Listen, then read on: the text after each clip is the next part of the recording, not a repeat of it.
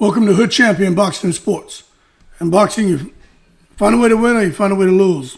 Like and subscribe. Follow me on Twitter and Instagram and TikTok, man. I leave that donation for the fried rice and chicken wings. Listen, man, the scheme backfired. Claressa Shields thought she had it all figured out. But the more you listen to people talk about it, even other people on YouTube, boxing analysts, professional boxers, everybody's out here like, okay, whatever Claressa's end goal was, this ain't working because they don't want to see Laila Ali and Claressa Shields fight. And there are more and more people who are feeling like this is nothing but bullying or a paper chase, and they feel that it's done nothing but severely damage Claressa Shields' reputation, profile, and future endeavors. So she calls out Laila Ali, triggered fans, triggered fellow fighters, male and female, but she made headlines, right? And just boom, social media goes crazy, still exploding.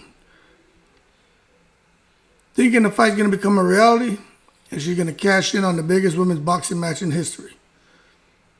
All that sounded great to her, her team, and whoever's sitting there colluding with her on how to approach applying leverage to Laila Ali to squeeze her into the ring. So it all sounded great until it didn't. But here's the twist, right? We're talking facts now, right? Instead of hyping her up, the fans turned on her. And that's something that I'm noticing. She's still got a couple diehards, but most people, they used to call her the GWOAT. Now they call her the GOAT of bad publicity. Even her own fans started jumping ship, saying, all right, she's going too far, mentioning Muhammad Ali's name, disrespecting the daughter of Muhammad Ali. We know that she was a boxer. We understand a little bit of back and forth between the two, but it's more from Claressa Shields. And they're like, Claressa turned nothing into something, started to cook beef, and she wanted smoke but choked on it. And that's just what happens when the confidence turns into delusion. There's a fine line between self-belief and delusion. Claressa crossed it, tap danced on it, and then did the cha-cha-cha all over it. So let's introduce a real psychological term for people to understand what's going on. Delusional persecution complex. When a person believes everyone is out to get them, even when the criticism is fair or helpful. Delusional persecution complex. When a person believes everyone is out to get them, even when the criticism is fair or helpful. That's Claressa Shields to a T. She acts like the entire boxing world is plotting against her. If a reporter asks a tough question, they're hating. Another female fighter shines, they're stealing her spotlight. Fans criticize her, they don't want to see her win. But you know what? She can feel how she wants. But here is the truth. Sometimes people ain't hating. You should stop and listen. Because if you have 1,000 people who are asked about you and 995 of them say the same thing, you probably should pay attention. Because the story is, people are tired of her attitude. And because of that attitude and that mouth, she made I'm calling it the Muhammad Ali mistake. You know what I'm saying? And I'm going to keep foot stomping this. You never, never, never, and I mean never, attack the Ali legacy. Let's just leave it alone. That's boxing royalty, sacred ground. Muhammad Ali is bigger than boxing. He's bigger than everything. Because what Muhammad Ali did, most people would never have done. A lot of people talk the talk but won't walk the walk. Muhammad Ali was ready to die. No kidding. He killed me. I'm ready to die today. That resonates with people. So, boxing, yeah, but it goes way beyond boxing. So when Claressa tried to pull Laila Ali's name through the mud, she didn't even think about this. Her team, nobody thought about this. I'm 100% sure they didn't think about this. They didn't realize she was spitting on boxing, the boxing equivalent of the American flag. Laila Ali represents more than just her record. She represents grace, strength, legacy, her pops. So when Claressa called her out like she was some random fighter, it rubbed fans wrong. I've been talking about it. Even when Claressa, let me tell you something, I'd say even people who didn't like Laila had to admit, yeah, Claressa kind of wild for this. She's taking it to the stupid for this. That's like an up-and-coming rapper. You calling out Tupac. You calling out Biggie. Them guys are legends. And they passed away. You leave that alone, man. No matter how you feel. You leave it alone, you know? So, again, it's clout chasing. It's not confidence. And that's the ultimate disrespect. So, the brand collapsed. Now, Claressa Shields, I've always said, I thought she should be a gazillionaire. But as of late, I said I can see how come nobody wants to get behind her and endorse her and do things for her. I understand everybody think, oh, because she a black female. You know what? Maybe there's a little bit of truth to some of that. Because, look, we're all adults here. We know how the fucking society can be towards people because of their race, their gender, their religion, their sexual orientation, their economic status, right? Political affiliations. We know society is brutal. You know what I'm saying? We all get bullshit, irregardless of the aforementioned. We all get bullshit. So I do believe there are the hurdles and the obstacles that someone like Claressa Shields has to clear will probably be more challenging than if she wasn't a black girl from Flint, Michigan. But I will say this. Remember, I don't know anyone's background here. I can tell you from my background. All the way up through high school, I know for a fact, with the right attitude, things happen. Staying away from bullshit and doing the wrong things, you avoid trouble. Being respectful, carrying yourself in the right way, most of the time, you can avoid the wrong attention. But sometimes, it just finds you. After going into the military for 25 years, let me tell you something. Success, that shit, I got to watch what I say because I don't want to fucking lie. I'll put it to you this way. Attitude is everything. If it's meant for you to get something, you got to have the right attitude. You have to be effective. You have to be a team player. You have to develop yourself. People will pay attention, even those who don't want to get behind you and support you. If they see you and they're like, that person is the kind of person I want on my team. That person is the kind of person who I want to see win. It doesn't matter what they feel. At some point in time, they got to give you. They got to give you yours. I'm telling you. I went through it. Now, if y'all knew who I was, you knew my real name and everything else, y'all can't bring that bullshit to me. Because, trust me, my path, way more difficult than most of y'all's. For two specific reasons. And I ain't going to get into that on here. Because this ain't about me like that. But all I'm telling you is, this thing about Claressa and because she's black and she's this. No. There are times where that shit does come into play. But if out of 10 times there's an opportunity that presents itself and you have the right attitude, the right energy, you're doing everything you're just being a professional. I say 7, 8 times out of 10, you're gonna get what you want. The other times it is what it is. You know what I'm saying? But there's a lot of people who have the same story. It had nothing to do with color. But what I will tell you, man, is when it comes to Claressa Shields, the brand collapse, that's because of her attitude, man. Her mouth. You can't be out here cussing and MF as an N-word this and B this and that, and everything is just obscenities, profanity. Everything is aggression, attack. You're a walking stereotype. That's they this and that because I'm a black woman. All the negative stereotypes and the connotations and everything. Look at yourself. What example you setting for anybody? And I'm not saying nobody out here has to come out here and be something they're not, but we all have to make refinements.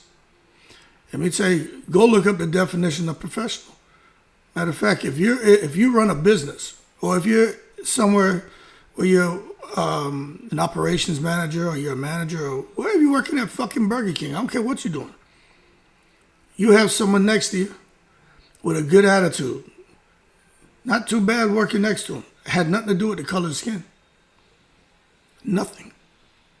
But you could have a real pretty girl there. Real attractive. Body, everything. Perfume, everything. Skin, everything nice.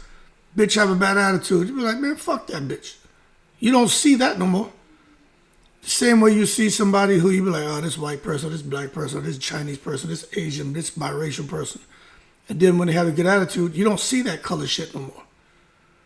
So when it comes to her brand collapse, I just think Claressa Shields could have been a marketing dream. Olympic gold. She had a crossover appeal, powerful story from Flint, Michigan. But now I just think she's become a PR nightmare. All these big brands that I used to say I don't see why they're not behind her. Nike, Monster, Gatorade, being on cereal boxes. They love confidence. They don't like chaos and negativity and unprofessionalism. You got to represent their brand. They don't want to attach their brand to someone like Claressa Shields. I wouldn't. I'd have to talk to her and say, hey, look, you need to get your shit together. And you got to be consistent. We can't have these outbursts out here. You wearing Jordan, or you wearing Nike, or you wearing this, and you out here talking about N-word this, MF this, B-word this. We don't mind the trash talk between you and your competitors, but we can't take this shit you're doing. You know what I'm saying? They need sales to improve, not lose, not diminish. You can't sell boxing gloves with someone who looks like they may punch the interviewer and talks like they're going to bite their head off and hurts their ears with their bad language. You see, companies don't want controversy. They want control. And Claressa Shields, she's unpredictable. She's emotional. She's reactive. She's toxic. And she's become even more toxic by stirring the Ali pot, trying to force Ali into a fight. I really think she could have been the female face of sports endorsements. That's just my opinion. But instead, she became the face of Twitter meltdowns in real time. And that's just, I can't break it down any other way. That's just how I see it. But some of this shit's laughable, you know what I mean? We just got to be real. It's kind of funny in a tragic way. She said she wanted to fight Laila because the fight would be like Mike Tyson versus Jake Paul. Ma'am, Mike Tyson lost that fight not because Mike Tyson couldn't beat Jake Paul, because majority of us feel that shit was fixed. So let's understand something. You ain't flexing nothing, all right? You can't come out here and disrespect the GOAT and then use the GOAT's name to build your own. That's like saying I'm better than Beyonce, but you're performing karaoke night. You know what I'm saying? It just doesn't work.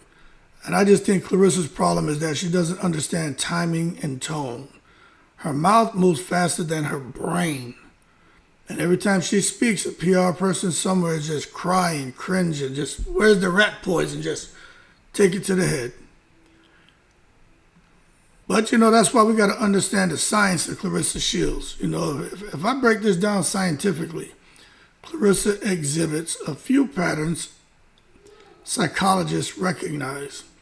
Now, I went out there just kind of canvassing the internet. I'm like, yo, what are some definitions I can apply to her? What are some things I can apply to her from a psychological perspective? Narcissistic defensiveness is one I came up with. The inability to accept any form of criticism without feeling attacked. Narcissistic defensiveness. That's her 100%. Victim syndrome. Believing that success is being blocked by invisible haters or conspiracies. Victim syndrome. That's Claressa Shields. Cognitive dissonance. Holding two conflicting ideas. I'm the GWOAT, but also nobody gives me respect. You can't be the greatest and the victim at the same time. She needs to pick one. And that's the loneliness of being, the self-proclaimed GWOAT. And here's the sad part. Claressa doesn't have many genuine allies in sports, and definitely anymore. She burned bridges with Katie Taylor, Amanda Serrano, Savannah Marshall, Laila Ali, journalists, male fighters. She's a fighter version of that coworker who complains, everyone at work hates me, when in reality it's their attitude. That's the problem. And this is the tragic irony. She's a generational talent. You got to give her credit for that. But her personality is boxing's biggest villain story. She's her own worst enemy, man. So people are like, I hear you, but so what's next? I don't know what's next, man, Can she redeem herself? That's the big question. Can she fix her image? I think she can, but it starts with humility. She needs to learn from fighters like Andre Ward. Quiet, confident, respected, or Terrence Crawford. Deadly in the ring, but chill outside it. Claressa has the skills of a champion, but the personality of a Twitter troll. If she wants to save her brand, she needs to stop trying to be the loudest and start being the most respected.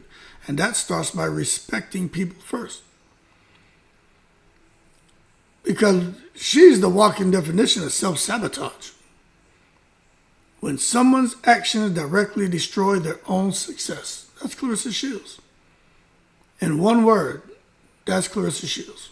Every time she gains momentum, she finds a way to talk herself into controversy. She could have been boxing's, no kidding, she could have been boxing Serena Williams. Not this thing about the big butt and all that. That's immature. We ain't making jokes today. But she really could have been. But instead, she chose to be boxing's Kanye West. Talented, misunderstood, but always beefing with somebody. That's what she is. Kanye Rissa West. Claressa Ye West is what I'm going to start calling her, man. Talented, misunderstood, always beefing with somebody. So, the last word about Claressa Shields, because I'm about to go run. You see what I got? I might as well put it on now. Time to go put on the magic weighted vest and go put this goddamn run in. But let me just tell y'all this, right? So I get ready to go out here and do my run. Claressa Shields, it seems to me for some reason she wanted to bring Laila Ali down. I still don't know why, but I know she wants to fight, but why are you trying to bring Laila Ali down? Instead, she brought herself down to me. She tried to play the villain, but didn't realize villains only work when fans enjoy hating on you. Fans love hating on the villain, so you want to play the villain, you get the attention that villains receive, and it's not positive. People are disgusted by the villain, and people are disgusted with the way Claressa Shields has conducted herself, and they've been disgusted with the way she's been acting since she's turned pro. At this point, Claressa, she doesn't need another fight, man. She needs a PR coach, a therapist, a good long vacation away from microphones, and a class on how not to take it to the stupid. Because greatness isn't just about power in your fists, it's about peace in your heart. And until Claressa finds that, she'll keep punching, but she'll never truly win. She got a lot to learn. And I'm just telling you, I don't see nothing good happening for Claressa Shields. They say she talks too much. Bad attitude problem. She's proven us to be correct. Keep cool. Time for me to go run in the breeze.